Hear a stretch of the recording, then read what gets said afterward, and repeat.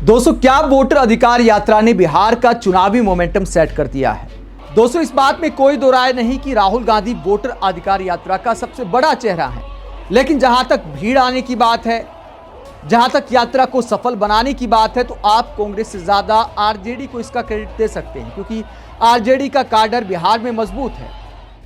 तेजस्वी यादव लगातार वोटर अधिकार यात्रा में राहुल गांधी के साथ कंधे से कंधा मिलाकर जनता के बीच जा रहे हैं और बिहार चुनाव के लिए यात्रा बहुत अहम है। फिलहाल तो ऐसा ही लग रहा है, अगर प्रचार को देखा जाए तो कांग्रेस और आरजेडी ही फिलहाल चुनाव लड़ रही है या फिर प्रशांत किशोर मेहनत कर रहे हैं। अगर बीजेपी की बात करें तो पीएम मोदी के कुछ कार्यक्रम जरूर हुए हैं, लेकिन बीजेपी नेताओं का वैसा असर दिखाई नहीं दे रहा। अगर प्रचार की बात करें, ना कोई जनता के बीच ज्यादा जाना हो रहा है। अभी बीजेपी के चुनाव प्रचार ने मोमेंटम नहीं पकड़ा है। फिलहाल तो विपक्षी नेता ही प्रचार के मामले में हावी हो रहे हैं और वोटर अधिकार यात्रा एक बड़ा ट्रम्प कार्ड साबित हो रही है विपक्ष के लिए। क्या बीजेपी नेता वोटर अधिकार यात्रा को लेकर बौखला गए हैं? प्रेस कॉन्फ्रेंस में तेजस्वी यादव और राहुल गांधी ने गंभीर आरोप लगाए। पीएम मोदी, चुनाव आयोग और बीजेपी नेताओं को निशाने पर लिया। तेजस्वी यादव और राहुल गांधी से प्रेस कॉन्फ्रेंस में क्या सवाल जवाब हुए, जरा सुनिए। सर, शुरू से यह देखने को मिलता रहा है कि चुनाव आयोग इलेक्शन के पहले से कैंपेन चलाती रही है कि ज़्यादा से ज़्यादा लोग वोट कर पाए। आपका भी सवाल वही है कि लोगों के वोट क्यों काटे जा रहे हैं, लेकिन आपकी कोशिशों पे सीधा सवाल है चुनाव आयोग का, भाजपा का, कि आप लोगों को मिसलीड कर रहे हैं, मिसगाइड कर रहे हैं, चुनाव आयोग की छवि को खराब कर रहे हैं। देखिए, चुनाव आयोग की पोजीशन आपको क्लियरली दिख जानी चाहिए। मैंने कर्नाटक में महादेवपुरम में उनके सामने डेटा रखा, ब्लैक एंड व्हाइट। उन सवालों का आज तक एक जवाब नहीं आया है। 1 लाख फर्जी वोटर कहां से आए, कैसे आए, कौन थे, उसका जवाब इलेक्शन कमीशन ने नहीं दिया। मैं प्रेस कॉन्फ्रेंस कर रहा था,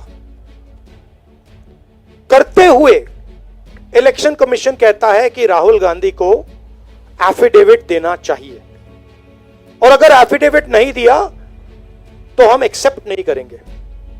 कुछ दिन बाद सरकार के अनुराग ठाकुर जी वैसा ही प्रेस कॉन्फ्रेंस करते हैं, मतलब जो हम कह रहे थे उसी को दोहरा रहे हैं।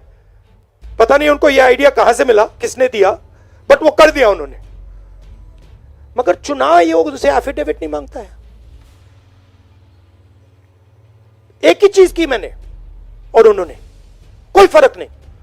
मैंने कहा कि देखिए ये फर्जी वोटर हैं, अनुराग ठाकुर ने कहा ये फर्जी वोटर हैं, और 5 मिनट के अंदर मुझसे एफिडेविट मांगा जाता है, और आज तक अनुराग ठाकुर से कोई एफिडेविट नहीं मांगा गया। तो आपको क्लियरली पता है, मीडिया को मालूम है कि ये इलेक्शन कमीशन किसके साथ खड़ा है। अगर ये न्यूट्रल होते तो एकदम अनुराग ठाकुर को एफिडेविट जाता, कहते कि एफिडेविट दो। तो ये न्यूट्रल नहीं है। और जो हम कह रहे हैं, बिहार में एसआईआर इंस्टीट्यूशनलाइज चोरी करने का तरीका है। आपने कहा कि लाखों वोटर के नाम कट गए, ऑपोजिशन शिकायत कर रही है, मगर बीजेपी एक शिकायत नहीं कर रही। कहीं भी उन्होंने नहीं कहा कि भाई वोटर कट रहे हैं। यह सच्चाई है कि वोटर कटे, 65 लाख कटे, मगर बीजेपी कुछ नहीं कह रही। क्यों? क्योंकि पार्टनरशिप है। इलेक्शन कमीशन, इलेक्शन कमिश्नर और बीजेपी के बीच में पार्टनरशिप है। तो यह है। आप कुछ कहना चाहेंगे? नहीं, देखिए, प्रोसेस इतना मुश्किल है, चाहे वोट जोड़ने का या किसी का कंप्लेन करके हटवाने का, डिलीशन का। अभी भी जो है उस प्रोसेस में कोई क्लैरिटी जो है नहीं आई है।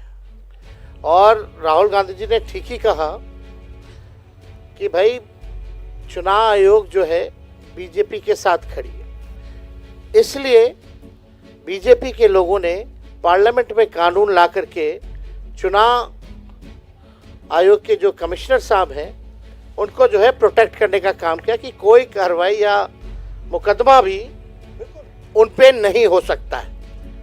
आखिर ये अचानक से क्यों करना पड़ा? यानी चोर के दाढ़ी में तिनका।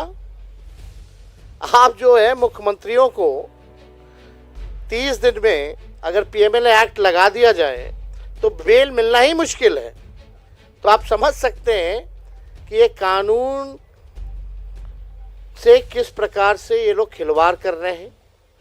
और अब बात ये जनता में चली गई है, जनता इनको छोड़ने वाली नहीं है। सर, चिराग पासवान बोल रहे हैं कि तेजस्वी यादव अब कांग्रेस के पिछलग्गू बन के घूम रहे हैं। भाई वो तो हनुमान किनके हैं आपको तो पता ही है, उन पे ज़्यादा हम नहीं बोलेंगे। हम लोग तो जनता के हनुमान हैं, वो व्यक्ति विशेष के हनुमान हो सकते हैं। देखिए, हम चाहेंगे कि मुद्दे पे बात हो। चिराग पासवान आज का इशू नहीं है, मुद्दा नहीं है, ना जनता उनको पूछती है। आज लोकतंत्र की हत्या की जा रही है, संविधान को मिटाया जा रहा है। तो चिराग पासवान से अगर आप सवाल जो पूछ रहे हैं, हम इस पर कोई टिप्पणी नहीं करेंगे, लेकिन उनको सलाह ज़रूर देंगे। हमारे बड़े भाई जल्द से जल्द शादी कर लें। आईएएनएस से अभिषेक मेरे लिए भी एप्लीकेबल है।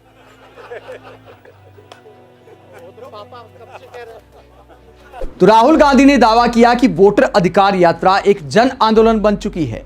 लोग सरकार से चुनाव आयोग से सवाल कर रहे हैं। चुनाव को लेकर सवाल उठे हैं तो चुनाव आयोग को गंभीरता के साथ जवाब देना चाहिए। वहीं इस यात्रा में आरजेडी के सहयोग पर भी राहुल गांधी ने बोला। उनसे सवाल किया गया कि पहली बार आरजेडी और कांग्रेस में इतना सहयोग देखने को मिल रहा है। इस सवाल को लेकर राहुल गांधी क्या कहते हैं, जरा सुनिए। राहुल जी, सवाल ये है कि आप लोग जिस तरीके से घूम रहे हैं, हम लोगों ने जो देखा 8 दिनों में, बहुत बेहतर तरीके का तालमेल दिख रहा है। तेजस्वी की पार्टी के लोग आपकी पार्टी का झंडा लिए हुए हैं, वो राहुल गांधी जिंदाबाद तेजस्वी, ये ऐसा पहले नहीं दिखा था। तो एक तरीके से, और तेजस्वी यादव ये कह चुके हैं कि अगर अगली सरकार बनेगी देश में तो राहुल गांधी पीएम बनेंगे। संविधान बचाने के लिए, लोकतंत्र बचाने के लिए इन सबों को भरोसा है कि आप उस पर काम करेंगे।